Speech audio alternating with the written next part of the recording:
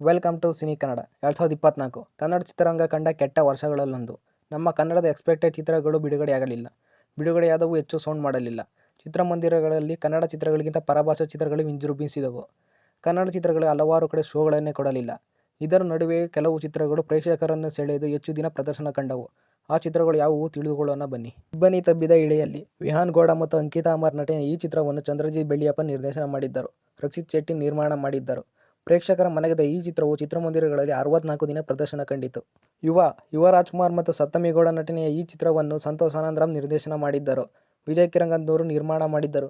ಈ ಚಿತ್ರಕ್ಕೆ ಮಿಶ್ರ ಪ್ರತಿಕ್ರಿಯೆ ವ್ಯಕ್ತವಾದರೂ ಚಿತ್ರಮಂದಿರಗಳಲ್ಲಿ 70 ದಿನ ಪ್ರದರ್ಶನ ಕಂಡಿತು. ಭೀಮಾ, ದುನಿಯಾ ವಿಜಯ್ ಮತ್ತು ಅಶ್ವಿನಿ ನಟನೆಯ ಈ ಚಿತ್ರವನ್ನು ಸ್ವತಃ ದುನಿಯಾ ವಿಜಯ್ ಅವರೇ ನಿರ್ದೇಶಿಸಿದ್ದರು.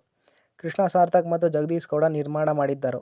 ಮಾಸ್ ಪ್ರೇಕ್ಷಕರಿಂದ ಸಿಳ್ಳೆ ಗಿಟ್ಟಿಸಿಕೊಂಡ ಈ ಚಿತ್ರಮಂದಿರಗಳಲ್ಲಿ 77 ದಿನ ಪ್ರದರ್ಶನ ಕಂಡಿತು. ಕೃಷ್ಣಂ ಪ್ರಣಯ ಸಖಿ, ಗಣೇಶ್ ಮತ್ತು ಮಾಳ್ವಿಕಾ ನಾಯರ್ ನಟನೆಯ ಈ ಚಿತ್ರವನ್ನು ಶ್ರೀನಿವಾಸ್ ರಾಜು ನಿರ್ದೇಶನ ಮಾಡಿದ್ದರು.